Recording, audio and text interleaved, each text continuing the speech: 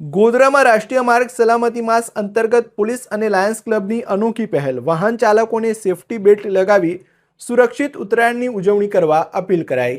સમગ્ર દેશમાં અત્યારે રાષ્ટ્રીય માર્ગ સલામતી માસ 2026ની ઉજવણી કરવામાં આવી રહી છે, જે અંતર્ગત પંચમહાલ જિલ્લાના ગોધરા ખાતે ટ્રાફિક સુરક્ષાને લઈ એક વિશેષ કાર્યક્રમનું આયોજન કરવામાં આવ્યું હતું। આગામી ઉત્તરાયણ પર્વને ધ્યાનમાં રાખીને વાહન ચાલકોના ગળામાં પતંગની જીવલેણ દોરી ન ફસાય તે માટે પોલીસ વિભાગ અને લાયન્સ ક્લબ દ્વારા સુરક્ષા કવચ પૂરું પાડવામાં આવ્યું હતું।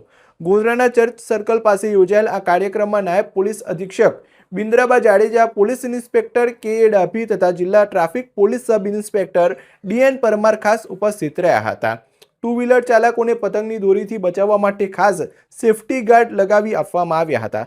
પોલીસ અધિકારીઓએ વાહન ચાલકોને સુરક્ષા પટ્ટી પહેરાવી માર્ગ સલામતીનું મહત્વ સમજાવ્યું હતું। ઉત્તરાયણ દરમિયાન ટુ વ્હીલર ચલાવતી વખતે ખાસ સાવચેતી રાખવા અને ગળાના ભાગે સુરક્ષા કવચ રાખવા માર્ગદર્શન આપવામાં આવ્યું હતું।